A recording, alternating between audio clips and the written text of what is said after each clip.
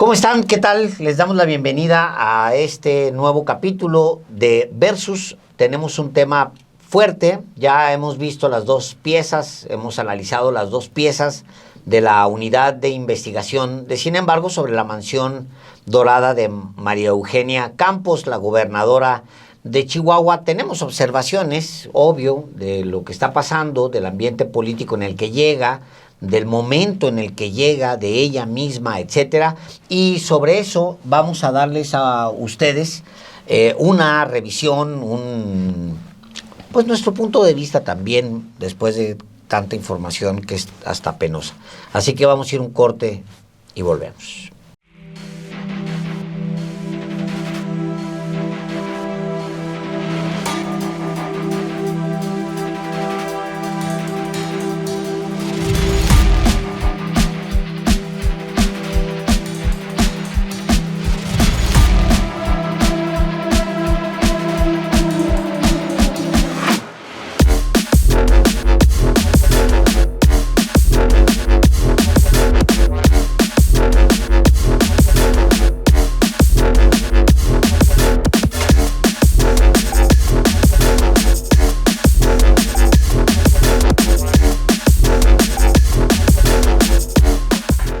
Una investigación periodística de enorme fondo la que está presentando la unidad de datos de Sin embargo, y vale la pena que veamos estas dos piezas sobre las que analizaremos a continuación. Vamos allá.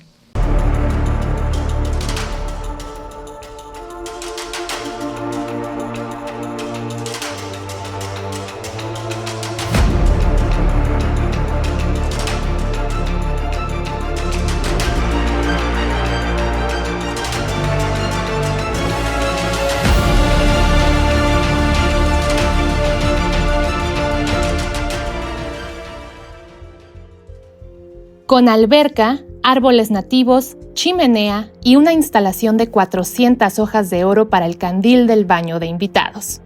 Así es la mansión dorada que se construye en Chihuahua la gobernadora panista María Eugenia Campos.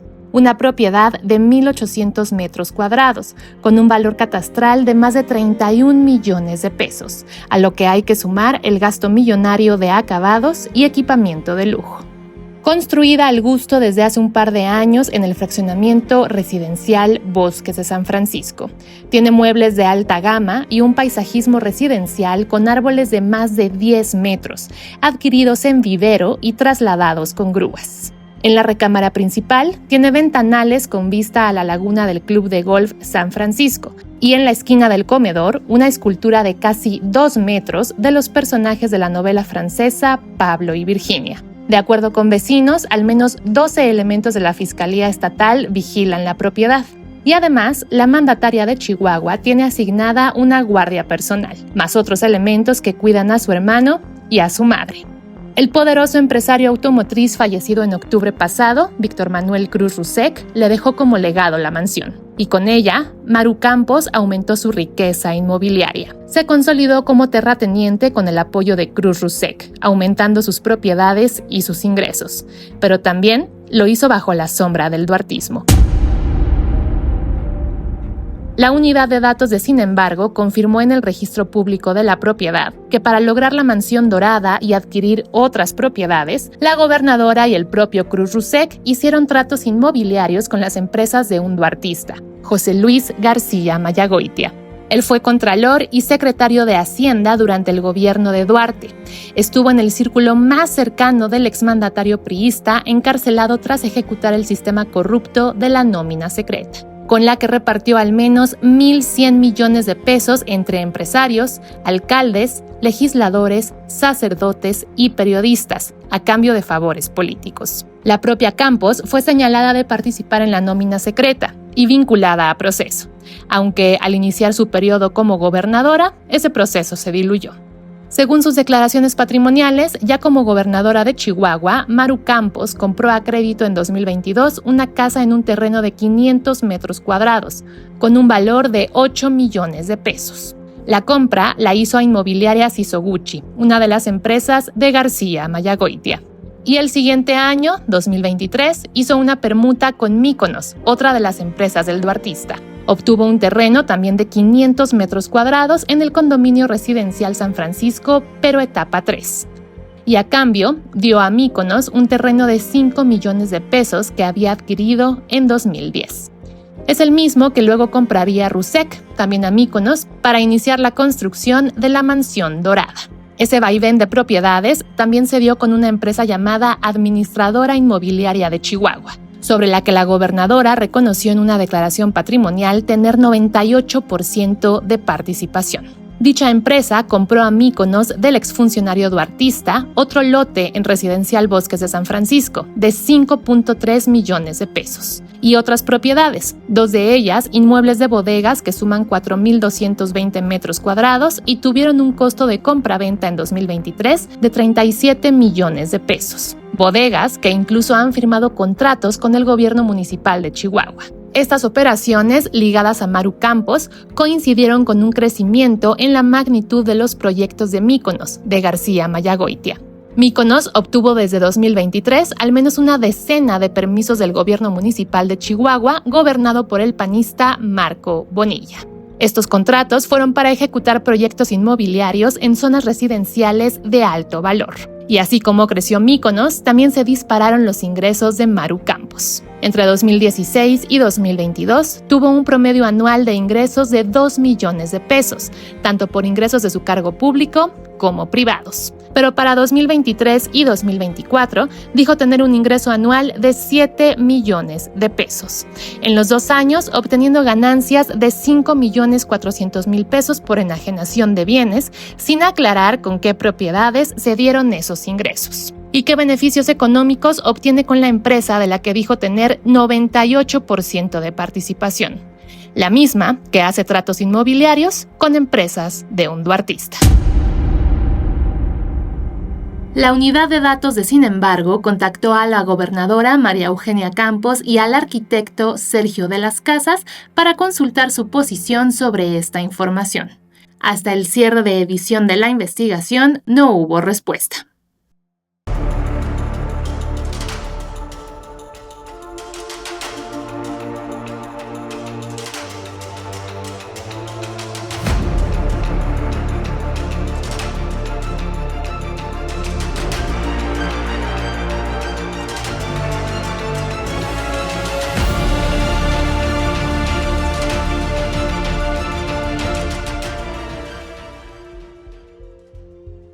La gobernadora de Chihuahua, María Eugenia Campos, heredó del fallecido empresario automotriz Víctor Manuel Cruz Rusek una lujosa residencia.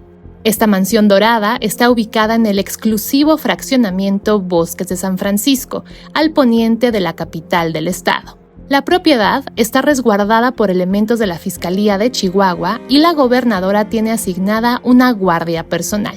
Para su diseño se utilizaron piedras naturales de lujo, mármol, arte de galería y muebles de alta gama de tiendas extranjeras. Solo para el baño de visitas se requirieron 400 hojas de oro para el candil que ilumina ese íntimo espacio. Del paisajismo residencial resaltan árboles nativos de la región del norte del país. Fotografías muestran que fueron trasladados en tráiler desde un vivero y luego se trasplantaron con grúa en la entrada de la casa y en el jardín con alberca. De acuerdo con documentos del Registro Público de la Propiedad de Chihuahua, consultados por la Unidad de Datos de Sin embargo, solo los terrenos de la Mansión Dorada se evaluaron en 31.700.000 pesos. El avalúo catastral considera que la residencia de la gobernadora de Chihuahua tiene cocina integral, alberca con jardín, terraza y vista a una laguna del club de golf San Francisco Country Club. El punto focal del interiorismo es el piso de cuarcita con patrón de ajedrez, incluido también en el baño de visitas, aunque este fue diseñado como un espacio sensorial e independiente del resto de la casa. Ahí, para el candil de vidrio formado por unas esferas, se colocaron 400 hojas de oro. El lavabo tiene cubierta de cuarcita Taj Mahal con motivos vegetales del Art Nouveau, y los 2 espejos encontrados crean una ilusión de infinito. En la esquina del comedor se instaló con pedestal una réplica de la escultura Pablo y Virginia, cuya colocación requirió el esfuerzo de una decena de trabajadores. y en la sala se colgó la obra Melodía sin tiempo, un óleo sobre tela de la pintora Mónica Fernández, una pieza exclusiva que formó parte de una exposición en 2024 y cuyo valor en el mercado puede alcanzar los 850,000 pesos. El encargado de coordinar la construcción y diseño fue el arquitecto e interiorista Sergio de las Casas González, fundador del despacho de lujo Materialista y de la mueblería de importación Ivy Home. La unidad de datos de Sin embargo contactó a la gobernadora María Eugenia Campos y al arquitecto Sergio de las Casas para consultar su posición sobre esta información. Hasta el cierre de edición de la investigación no hubo respuesta.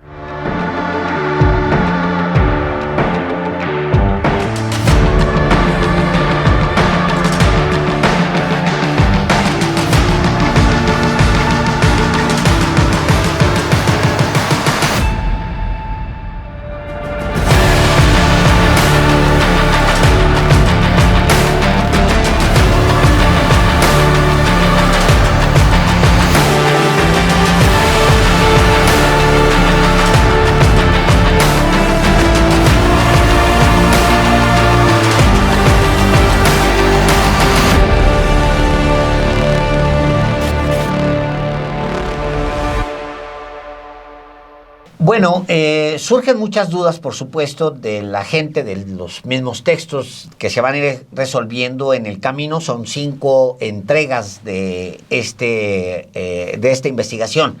La primera es el valor real de la propiedad, porque una parte la hereda, otra parte es una suma de terrenos. De hecho, hay una construcción que está haciendo a un lado de su propia mansión, que también es de ella o de su misma familia. Es decir, tienen una propiedad mucho más grande de la que podemos ver.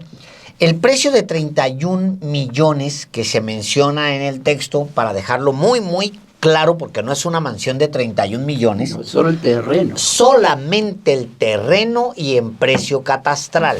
Normalmente los precios catastrales, como ustedes saben, es correcto, tienden a ser los más bajos del mercado sin castigar demasiado el precio también de tu propiedad. Entonces, lo que estamos viendo ahí es un precio base, digamos, sobre el que ya se edificó una mansión que, como vimos, pues es a todo lujo. Sí, yo quisiera, antes de entrar de lleno a lo que es el caso específico de esta propiedad de Maru Campos, comentar un poco lo que ha sido el PAN en general. El PAN, Partido de Acción Nacional, que se funda en 1939 y que durante 61 años es un partido de oposición, bueno, un poquito antes, porque con la llegada en el 88 de Carlos Salinas, realmente es cuando empieza a cogobernar, en palabras de ellos mismos. Pero es un partido de oposición, un partido de derecha de oposición, que nace un poquito en protesta contra la política de Lázaro Cárdenas, pero a lo largo de su historia, de todos esos 60 años, pues trata de ser un partido éticamente, que se maneja con una ética, ¿no? Un partido que maneja la honestidad. Ahora sí que son honestos hasta que dejan de serlo. Sí. Pero siempre en su historia tratan de supuestamente defender o teóricamente defender la democracia por un lado y la honestidad por otro. Pero a partir del 88 que empieza a de alguna manera hacerse esta alianza con el PRI, que se forma el PRIAN, y ya en el 2000, donde ya oficialmente, formalmente, sí ya acceden al poder de la presidencia de la República, empieza un deterioro moral y democrático también. O sea, estas dos cosas estas dos banderas que tenía el PAN, en contra de la corrupción y en contra de de la antidemocracia, de los fraudes electorales y demás, se viene abajo en cuanto empiezan a gobernar formalmente. Y se crea, bueno, del lado de la democracia, pues vemos que en menos de 6 años Vicente Fox traiciona la democracia, articula pues el fraude del 2006, pero en la cuestión de la corrupción es impresionante la manera en que se corrompe el PAN. Y no solo se corrompe abiertamente, sino que crea como que la firma del estilo panista de gobernar, que es la corrupción, y sobre todo a mí me llama la atención la corrupción inmobiliaria. Es un estilo que tiene el PAN como gobierno.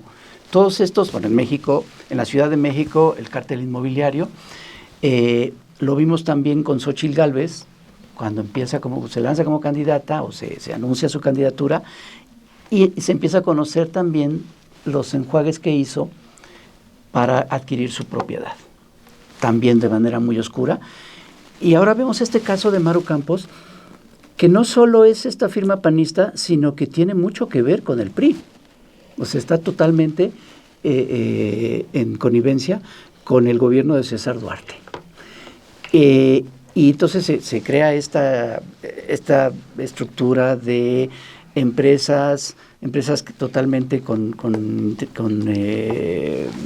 corrupción, parte del gobierno, el exsecretario de Hacienda, de César Duarte, totalmente metido en esta historia. Y es finalmente eso, es el PAN, siendo el PAN, haciendo las tranzas que suele hacer, específicamente en el terreno inmobiliario, en esta mezcla muy, muy perniciosa de intereses entre empresas privadas, principalmente inmobiliarias, y el gobierno que trabaja para ellos, y los dos trabajan uno para el otro. Me regreso a este planteamiento que haces de la ideología con la que nace el PAN, o la ideología con que se decían entonces cuando surge como un partido oposición, precisamente en los años 30, a finales, para intentar hacer contrapeso o tratar de revertir aquellas políticas de nacionalización que impulsaba Lázaro Cárdenas. Y que, bueno, la ideología sí se decían éticos o morales, pero también a favor de las privatizaciones.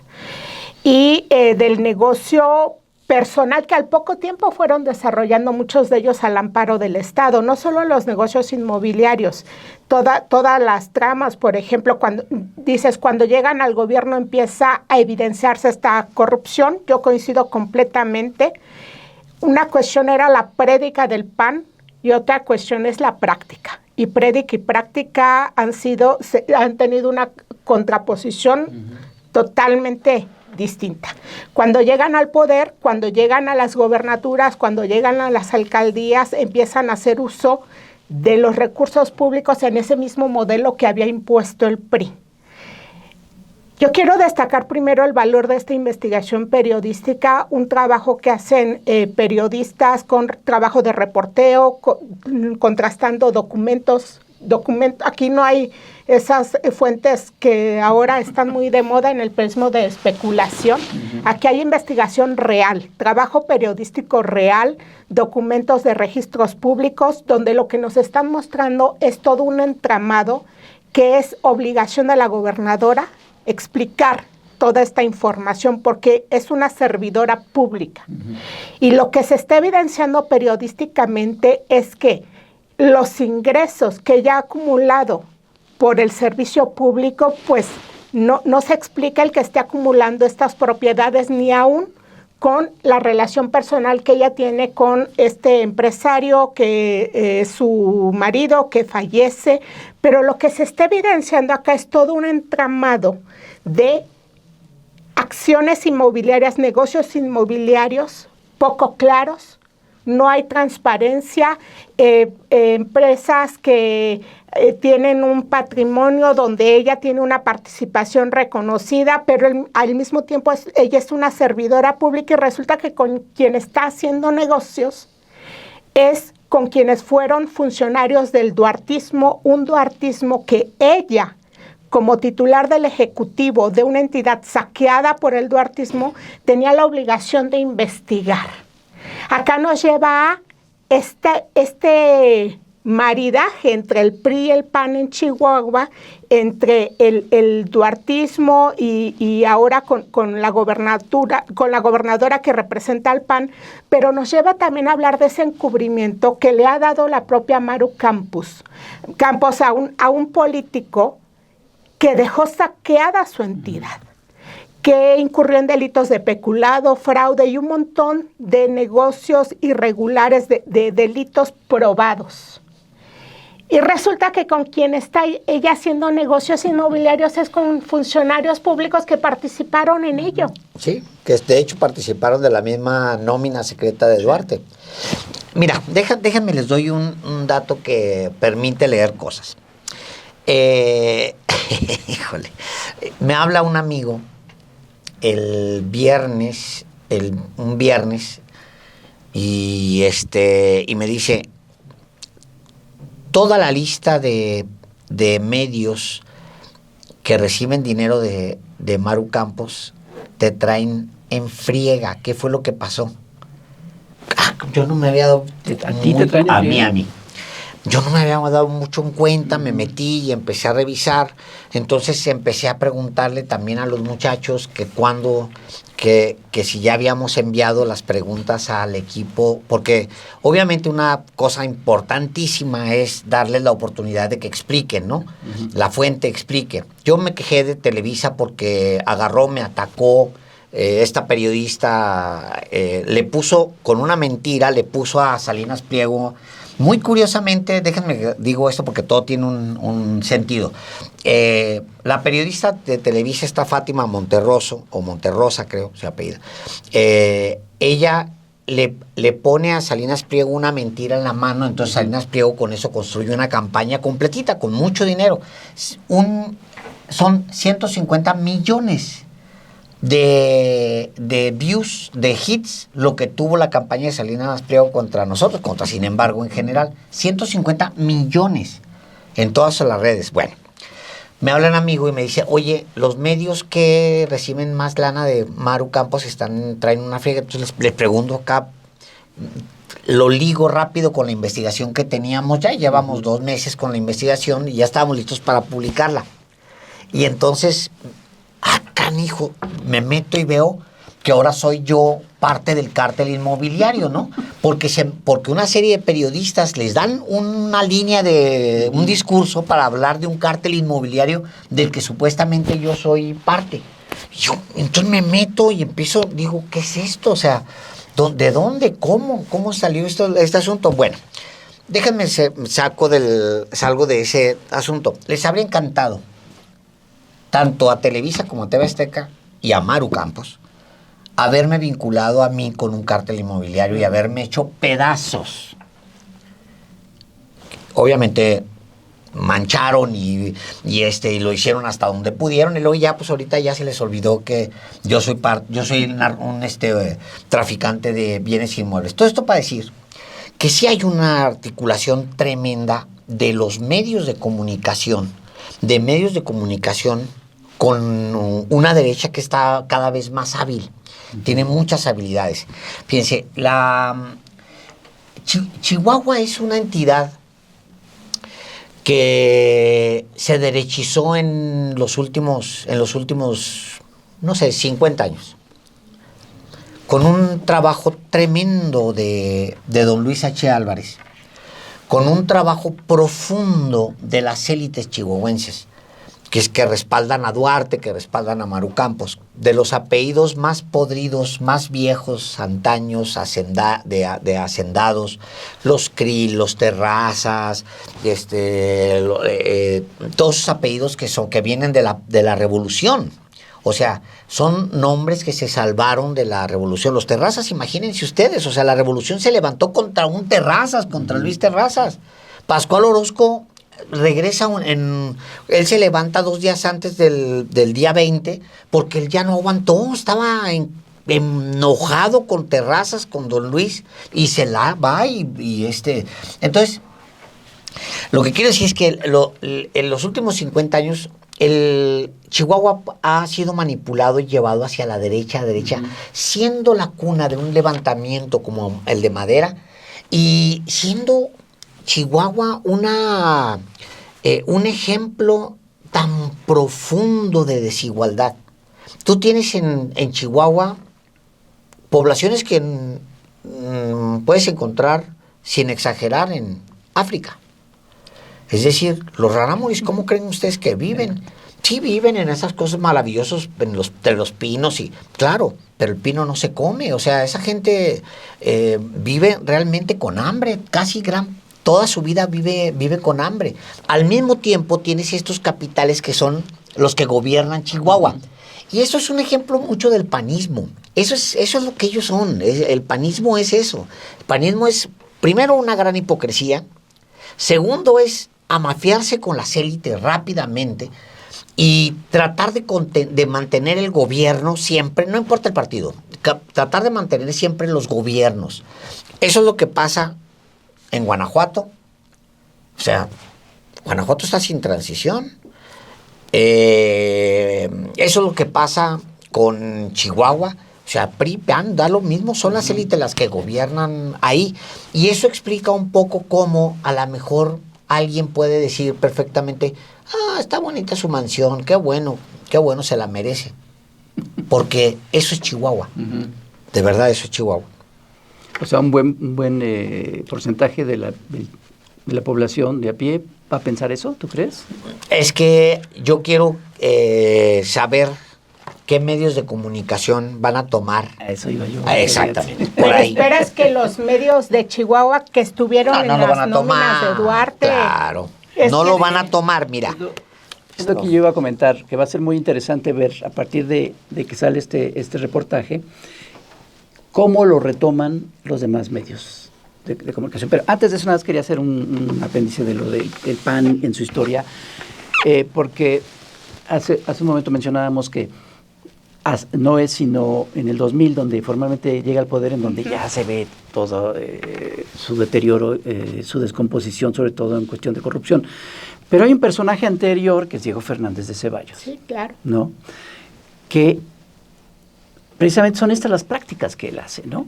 El mezclar su posición dentro de la política y sus amarres, sus conexiones para beneficiarse en su trabajo personal, pues, de abogado, ¿no?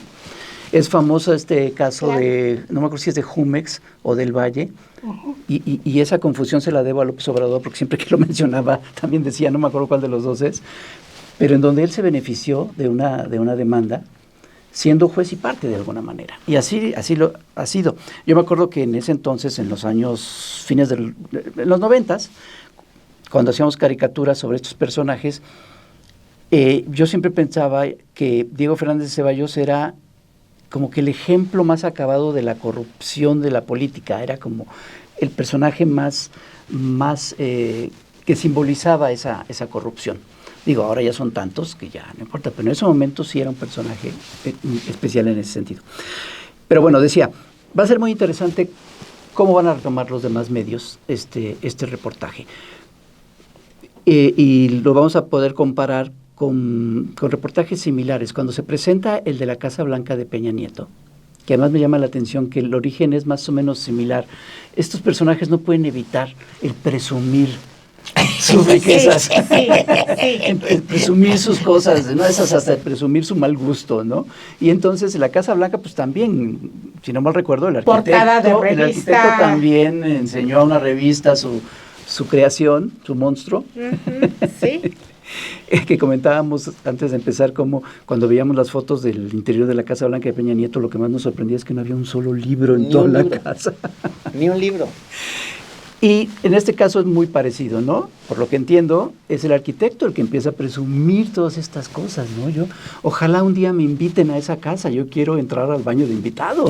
El baño de invitados con Es hoja de oro, con hoja de oro. No, las fotos que vimos en el reportaje son impresionantes, nada más del baño de invitados. Pero bueno, poco después, algunos años después del reportaje de la Casa Blanca, que realmente golpea a Peña Nieto, que sí, es más, es como que el inicio del declive de Peña Nieto.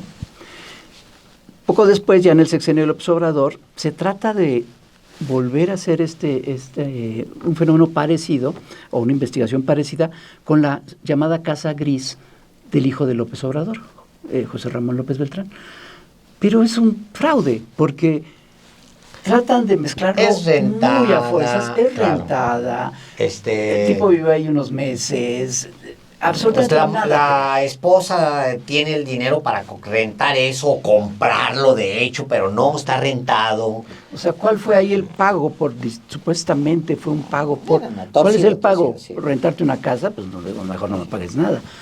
Todo estaba totalmente mal, no estaba sustentado, en fin. Y recientemente ha habido otros casos también incluso de morenistas con casas, pero en todos estos reportajes o pseudo reportajes se puede ver mal el tejido que tratan de hacer. Es muy desigual, no está realmente sustentado. Este caso es muy distinto. Aquí sí hay toda una serie de conexiones con empresarios, con funcionarios del gobierno de Duarte, está lo de la nómina secreta, y si le siguen escarbando, pues llegas hasta la Operación Zafiro y todas estas cosas que te presentan a César Duarte como lo que es, y cómo Maru Campos está totalmente metida en ello. Entonces, va a ser interesante ver si se le da eco en otros medios de comunicación, como se hizo con lo de la Casa Blanca, y como se hizo muchísimo con los otros casos que realmente no tenían sustento. Acá hay un reportaje muy bien realizado, como bien dice Ana Lilia, con todos los datos. Se hizo efectivamente ya la invitación a los personajes para que den su y hasta el día de hoy no han respondido. Así entonces, pues, yo creo que no, en este caso no se puede disociar lo que se está exponiendo, este patrimonio acumulado de María Eugenia Campos, de toda esa historia de una nómina secreta, donde ella era una de las personas que recibía estos recursos de un gobernador que en esos momentos estaba saqueando monumentalmente Chihuahua. Y no solo fue el saqueo directo, todos los fraudes que cometió, todo el peculado. Hubo prácticas en la esfera administrativa que dejaron a Chihuahua endeudadísimo. Chihuahua se convirtió en una de las entidades más endeudadas bajo el gobierno de César Duarte, cuya práctica muy recurrente fue la famosa bursatilización. La bursatilización les daba un margen de maniobra tremendo. Por ejemplo, esa misma práctica la comenzaron Fidel Herrera y Javier Duarte como su secretario de Finanzas en Veracruz. Endeudar por adelantado a la entidad para tener recursos líquidos y de ahí maniobrar para lo que se les ocurriera. ¿Por qué comento este dato? La parte administrativa que estuvo llena de quebrantos y una deuda que el pueblo de Chihuahua va a seguir pagando para muchos años. Porque precisamente personajes que aparecen dentro de estas redes inmobiliarias, pues recurrieron a esas prácticas, eran parte de esos mecanismos.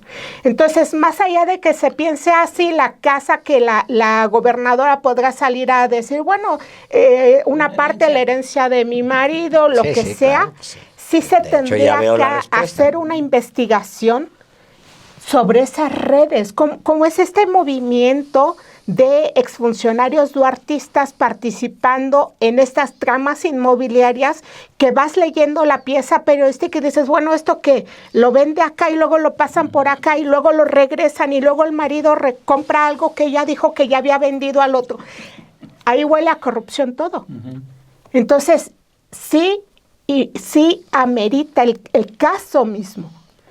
Exige una investigación donde necesariamente quien realizara esa investigación, me refiero a autoridades, tendrían que regresarse a la Operación Zafiro, a la nómina secreta y a todos esos manejos mediante los cuales se enriquecieron en Chihuahua no solo Duarte, sus secretarios, las personas que estaban en esa nómina secreta, que dejó de ser secreta, ¿no? Incluidos medios de comunicación.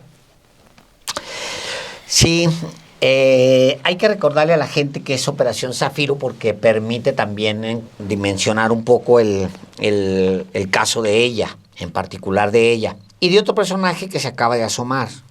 Ahora que está la propuesta en discusión de la presidenta de México, la reforma electoral, Manlio Fabio Beltrones se acaba de asomar. Bueno, cuando Manlio Fabio Beltrones dirigía el PRI nacional, se empezó a desviar vía los estados dinero federal, de partidas federales. Desde Hacienda. Desde la Secretaría de Hacienda en manos de Luis Videgaray se pasaba a ciertos estados, en particular Chihuahua. Chihuahua es el que más. Es el que más, pero no es el único. No es el único. Y Chihuahua recibe dinero de partidas federales y de las arcas de Chihuahua, entonces es que se desvía a campañas electorales. Ese es el rebote, digamos, ¿no? La hacienda de Luis Videgaray hacia el gobierno de César Duarte hacia Manlio Fabio Beltrones. El segundo de Manlio Fabio Beltrones era imposible olvidarse porque se llama, como yo, Alejandro, se apellidaba 2 veces Gutiérrez, ¿no? Gutiérrez. Entonces era imposible olvidarse. Pues no es que me interese mucho el personaje, le llamaban mi tocayo. Pero hay Alejandros buenos. Hay Alejandros buenos. Como le decíamos a Lina Duarte, que le mandamos saludos a Lina. Sí. Y ahí ellos, o sea, esa triangulación, el gran beneficiario era Manlio Fabio Beltrones, de acuerdo con la investigación, de acuerdo con lo que se tiene investigado. Son personajes que siempre salen impunes, de alguna u otra manera, no importan los gobiernos, siempre hay una parte donde la justicia nunca alcanza. Y yo creo que Manlio está en ese nivel. No estoy tan seguro de que Maru esté en ese nivel, porque se les ha venido cayendo absolutamente todo. El PAN tiene la oportunidad de demostrarse como un partido, como había pregonado, que era ético, ¿no? Y moralmente salvable. Inmediatamente cuando llegan al gobierno, al poder central, al poder de la República, inmediatamente renuncian a esa posibilidad. Recordemos que ellos son los que perdonan el Pemex Gate, para empezar, y a la vez se benefician con el olvido, entre comillas, el olvido del tema de los amigos de Fox. Y ya lo que ves es una evolución. Es una continuación básicamente del PAN, convertido ahora en PRIAN. Ya llegan a 2005, primero a 2004 se apropian del IFE en ese momento, entre PRI y PAN, luego después 2005-2006, fraude electoral. Entonces, en realidad el PAN gana una presidencia de la República. Sí. Una sola presidencia. Y muy rápidamente se van, o sea, en el 2000 ganan la presidencia. En el 2006 se van a segundo lugar. 2006. En 2009 pierden casi todo en la intermedia federal. En 2012 se van a tercer lugar. O sea, ese es decadencia, no fregaderas, ¿no? Ese es lo que la gente... Decadencia moral, decadencia de lo que planteaban como ideología, pero negocios descomunales. Y han planteado 2 líneas que yo quiero retomar. Primero, el Francisco Barrio, el ya recientemente fallecido, que es a quien Fox le asigna la entonces Ecodam, después se convirtió en función pública, para sacar a las víboras prietas de la corrupción, decía. Las tepocatas, ¿se acuerdan? Sí, claro. Él habla de los peces gordos. Los peces gordos de la corrupción, que al final no agarró ni a charalitos. Ni charales. Pero tuvo un papel central desde la Secodam para frenar todos esos asuntos de corrupción, porque en ese tiempo, cuando se promovía que la Secodam, función pública, iba a trabajar investigando con todos esos casos de corrupción, la Secodam se llenó de casos de enorme impacto. Casos que se fueron archivando.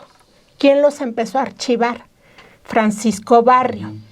Y uno de los ámbitos que yo indagué a profundidad en esos tiempos, mucho tiempo, fue el de Pemex. Me recordé ese caso ahora que planteas el papel de Diego Fernández de Ceballos, porque el mismo modelo de negocios que hizo Diego Fernández de Ceballos lo impuso desde la oficina del abogado general de Pemex, que era el jurídico de Pemex. Él designó a los abogados, ni más ni menos que a César Nava, el otro panista, quien llegó a ser el presidente del partido, para organizar mecanismos mediante los cuales hacían que Pemex perdiera todos los casos que estaban ganando empresas a las que asociados de ellos mismos representaban.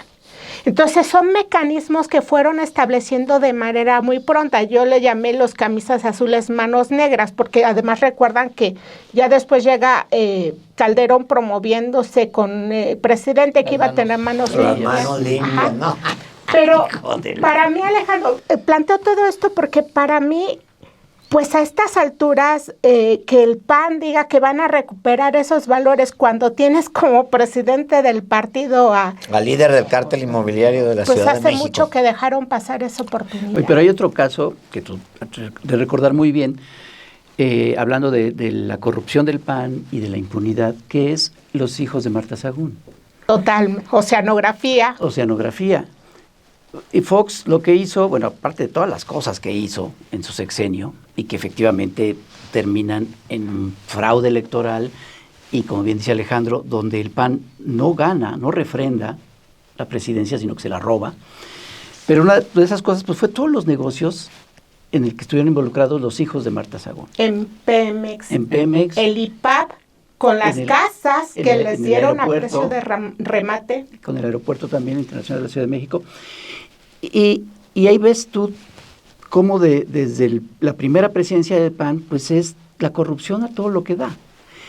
Y la impunidad después, con la Secretaría de la Contraloría y después la Secretaría de la Función Pública. Un importante político panista una vez me dijo que a él Felipe Calderón le ofreció la Secretaría de la Función Pública, pero con una condición, que no tocara a los hijos de Fox. Obviamente, bueno, no obviamente, pudo haber aceptado, ¿verdad? Pero si me lo estaba contando era para contarme que no lo había aceptado, pero ese era el nivel, pues, de la impunidad de estos personajes, y ese sigue siendo el nivel. Y como bien dices, llegamos a un punto en que ya es el colmo que el presidente del PAN es un personaje totalmente metido en esa corrupción, y es además un político joven.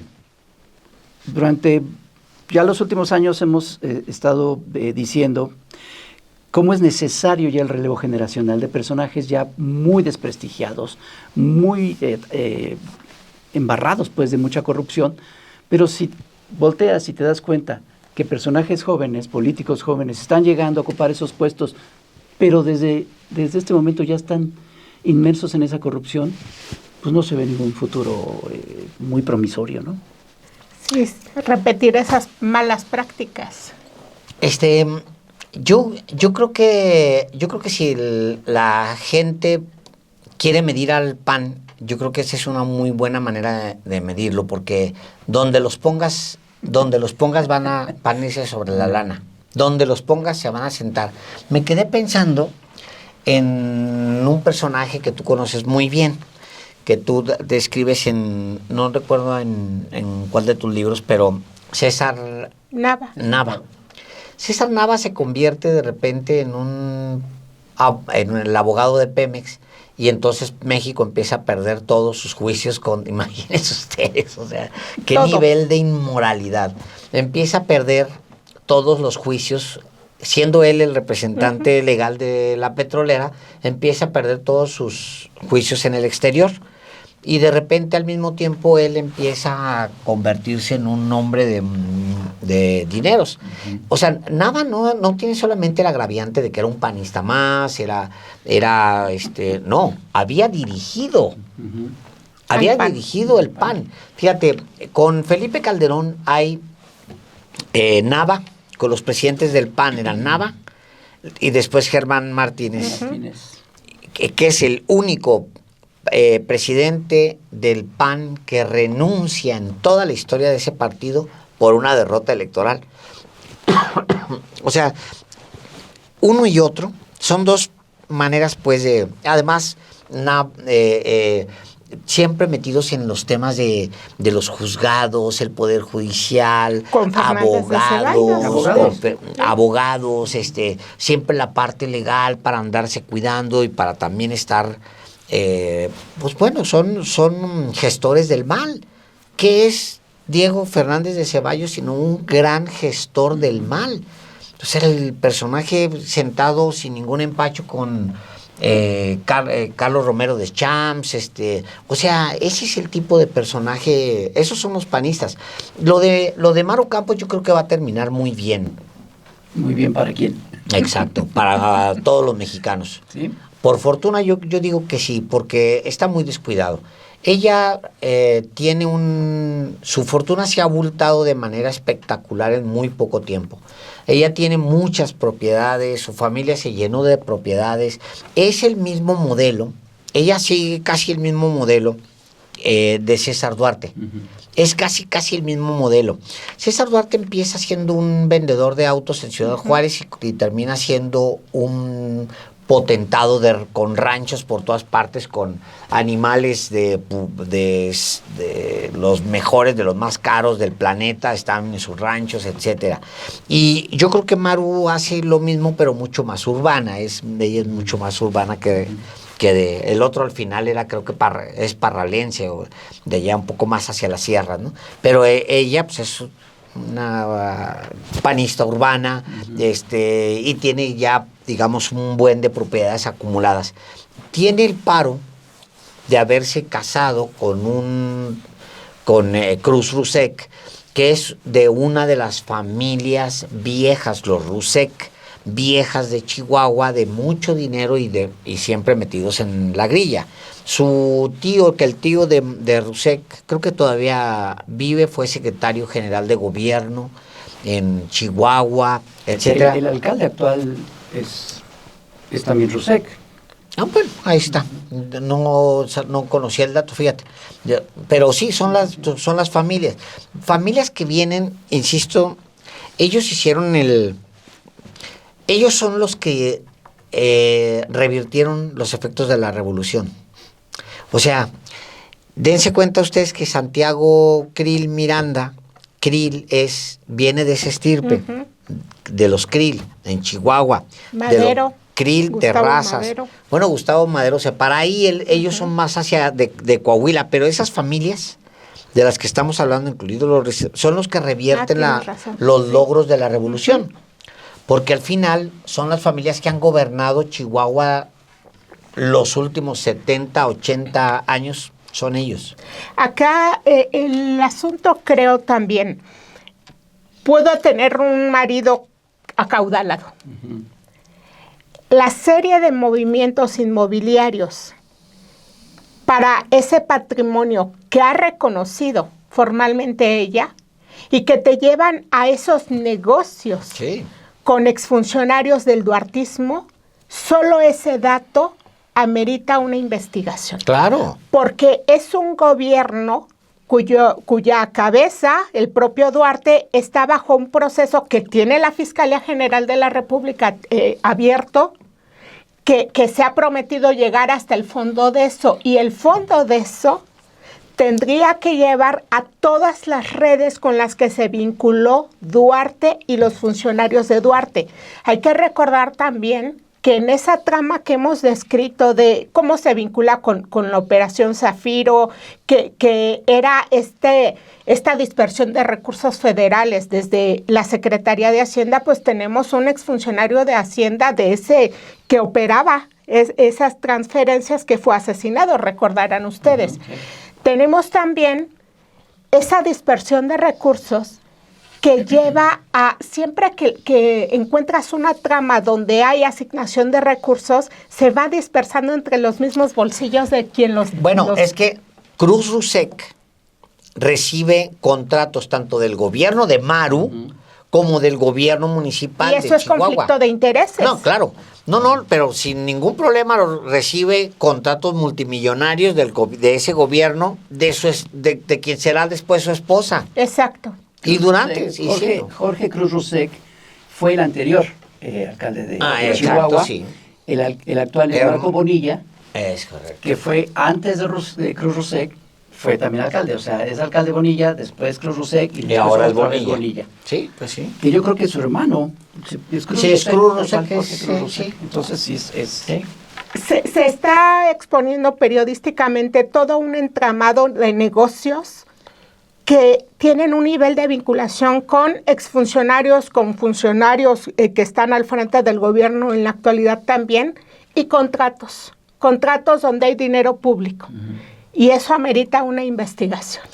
Sí, yo espero que tengas voz de profeta, Alejandro. Dices, esto va a terminar bien para la gente. Yo sí lo creo. Porque ha habido muchos casos en este sentido, y más bien lo común es que es la impunidad. Es que se salgan con la suya y que no pase nada. Todos estos casos que hemos relatado son décadas de impunidad. Sí. Entonces, ojalá que sí pase algo, y ojalá que cada vez estas cosas se vayan difundiendo más, que cambie esa lógica, porque todas estas dinámicas del poder y del capital que hemos estado platicando a lo largo de todo el programa eran moneda común antes. ¿Para qué quería la gente tener una carrera política? Pues para hacer negocios y para hacerse millonario y para hacerse de muchas propiedades. Eso era lo común, poca gente lo sabía, o mucha gente lo sabía, pero no pasaba nada. O se sabía, la gente lo sabía, los mismos ciudadanos lo veían. Era muy común en presidencias municipales, ¿no?, en municipios, ver cómo el presidente municipal que llegó con una casita, pues después ya estaba estrenando grandes residencias y todo el pueblo lo sabía. Ahora está llegando a los medios, ya desde hace bastante rato que está llegando a los medios, y eso es importante. Ahora con este caso yo creo que es una buena oportunidad de que esas cosas, como bien decía López Obrador, que estos personajes pierdan su respetabilidad. Sí. Eso es muy importante. De ahí el siguiente paso pues es cero impunidad, que efectivamente haya un castigo para estos personajes, que ya no solamente sea la reprobación de la gente, sino que efectivamente haya una responsabilidad pues penal o lo que tenga que ser, ¿no?, ante la justicia. Y eso yo creo que va a ser importante no solo en este caso y no solo en el caso del PRIAN, sino en el caso de todos los personajes políticos. Hace un momento decía, se ha dicho mucho de algunos personajes como Fernández Noroña, en fin, otros personajes que también compran casa nueva y tal. Hay que ver cada caso cómo es, pero muchos personajes de Morena están en una lógica similar.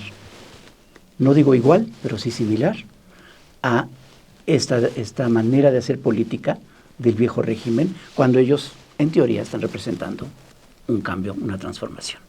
Entonces, estas cosas son fundamentales para que eso ya no siga sucediendo. Sí, yo creo que, mira, en el escenario ideal hay un cambio en la Auditoría Superior de la Federación en puerta. En el escenario ideal, la Auditoría Superior de la Federación cae en manos de alguien que no está negociando esto, porque obviamente el actual auditor pues está permanentemente negociando con los gobiernos, al mismo tiempo pues recibe los beneplácitos de estos gobiernos. O sea, la Auditoría Superior de la Federación está en manos de Ricardo Monreal y de este personaje. Esa es la realidad. Entonces va a haber un cambio, va a permitir Ricardo Monreal que haya un cambio de fondo en la Auditoría Superior de la Federación. A lo mejor no, a lo mejor es tan poderoso que va a mantener su poder ahí adentro de la auditoría. Yo no lo dudo, o sea, de verdad no lo dudo, porque hay esa habilidad en personajes como Ricardo Monreal. O sea, es probable que se quede, él todavía lleva 6, 7 años con la auditoría en sus manos, superior de la Federación, pues bueno, es probable que se la vuelva a quedar, pero bueno. Yo creo que el cambio, como sea, va a permitir que quien llegue, sea quien sea, va a tener que voltear a ver los casos muy particulares de gobiernos muy específicos, y yo esperaría que eso impulsara por un lado. Pero por el otro lado también creo yo que hay momentum para acabar con un periodo muy largo de PRIAN en Chihuahua. Me parece que la gente tendría que ser muy consciente de lo que ha pasado en Chihuahua. Son 2 gobiernos, el de Maru Campos y el anterior, pero hacia atrás, todos los que se imaginen, en un estado con una profunda pobreza, con un estado con muchas necesidades, y lo que yo pienso de Chihuahua es que, fíjate, yo no conozco cuántas ciudades de México grandes tengan una colonia que se llame Lucio Cabañas. ¿Cómo le explicas? O sea, Chihuahua es ese contraste. Sí. O sea, en Chihuahua fue la cuna del mar, o sea, de jóvenes que se organizaron. Acuérdense ustedes los asaltos bancarios, los vínculos con la liga. Diego Lucero se encuentra con Lucio Cabañas. O sea, hay una tradición de resistencia en Chihuahua tremenda, de muchas décadas, y termina empujando Chihuahua hacia la derecha. ¿Cómo fue eso? ¿Cómo se derechizó Chihuahua? Bueno, hay un análisis ahí, hay varios que han estado analizando los últimos pocos años cómo fue que se derechizó Chihuahua, y en gran parte tiene que ver con los medios de comunicación. O sea, en gran parte la prensa local ha sido muy, digamos, vinculada a los poderes de facto, y pues se acomodan al siguiente gobernador, no importa quién sea, se van acomodando, etcétera. Pero yo creo que puede significar, espero, este hallazgo de esta propiedad que es ofensiva para un chihuahuense, puede derivar en un cambio de más profundidad en el corto plazo. Otro cambio que hay es el Poder Judicial. Claro. Bueno, la situación actual de Duarte tiene que ver con eso. Localmente ellos controlan el poder. Sí. Los poderes locales. Mira, Duarte sale, ¿se acuerdan ustedes que sale bailando en uno de los videos? Es descarado el tipo, es un cínico. Es un cínico, obviamente, pues sí. Sale bailando en un video porque supuestamente, dice él, el gobierno de Estados Unidos lo absolvió. Falso. Es falso. Lo que sucedió fue que Maru Campos, la gobernadora de Chihuahua, simplemente dejó de litigar.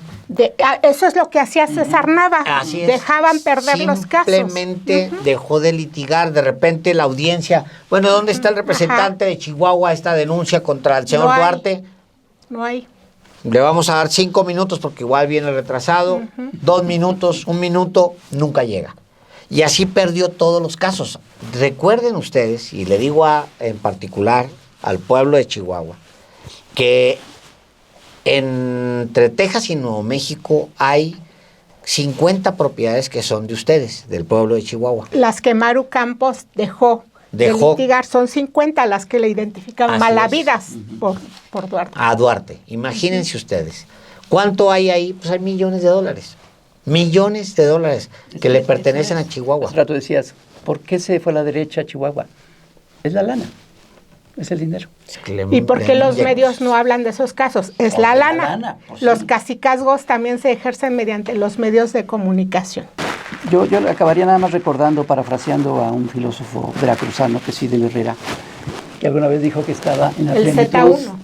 El Z1. Alguna vez dijo que estaba en la plenitud del pinche poder. Debemos entender que los únicos que debemos ejercer ese poder es el pueblo. Y estos personajes, como Maru Campos, que seguramente cree que está en la plenitud del pinche poder, tiene que entender que no es así.